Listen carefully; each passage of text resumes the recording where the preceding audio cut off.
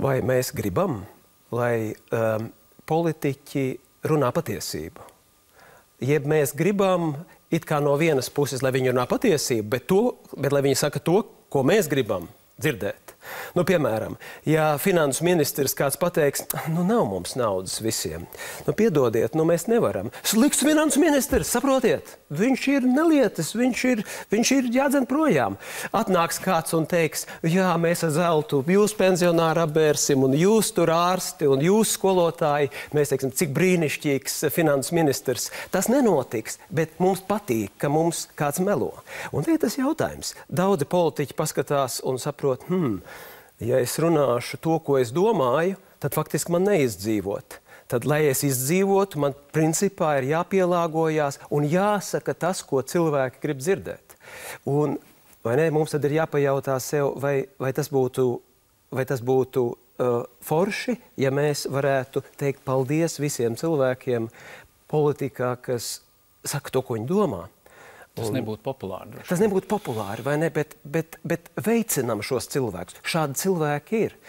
Tā jau varbūt ir tāda atbildīgas, demokrātiskas sabiedrības, nu, teiksim, lielā māka spēt redzēt dažādos politiskos spēkos dažādus cilvēkus. Un tas politiskais spēks katrs ir ļoti raibs, bet mēs sūtam signālus noteiktiem cilvēkiem un sakam, mēs tevi atbalstam un tevi un tevi. Paldies par to, ko tu dari. Un šie cilvēki jūtās stiprināk, un tādā veidā mainās pats politiskais spēks.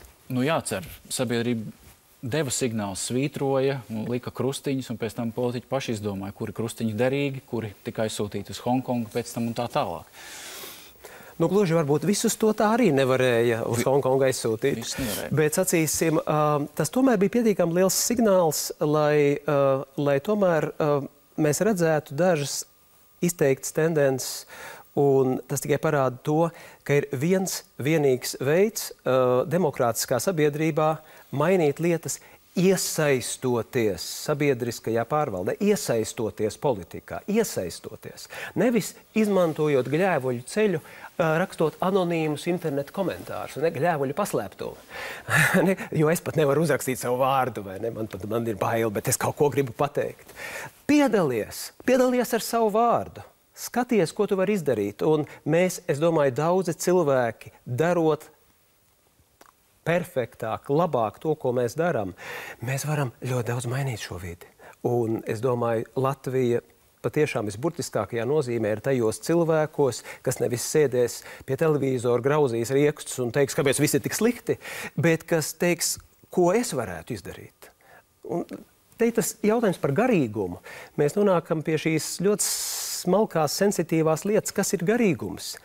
Garīguma viena definīcija varētu varbūt izsacīt šādi. Garīgums nozīmē, ko es daru šī mirklī. Viss ir atkarīgs no tā, ko es daru un kā es rīkojos šī mirklī.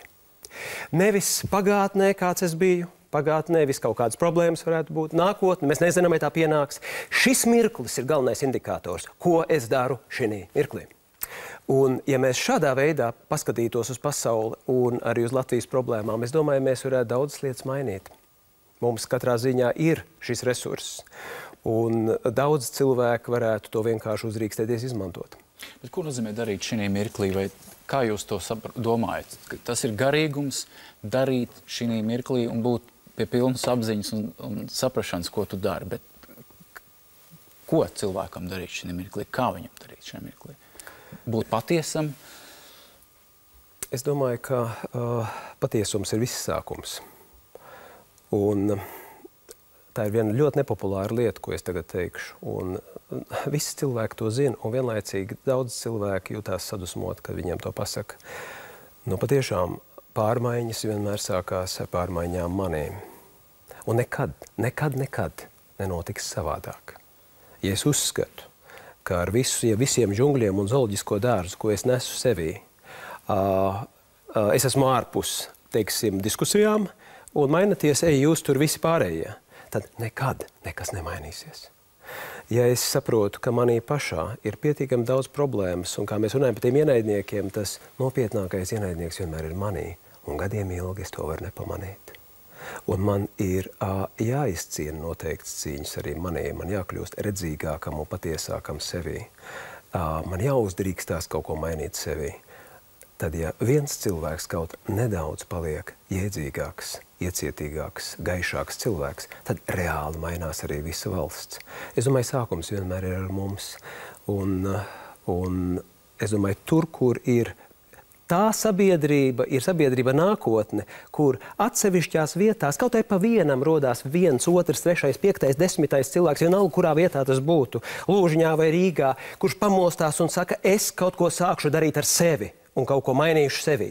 Jo vairāk šādu cilvēku veidojas un top sabiedrībā, jo tā sabiedrība kļūst veselāka un tā sabiedrība sāk pati mainīties.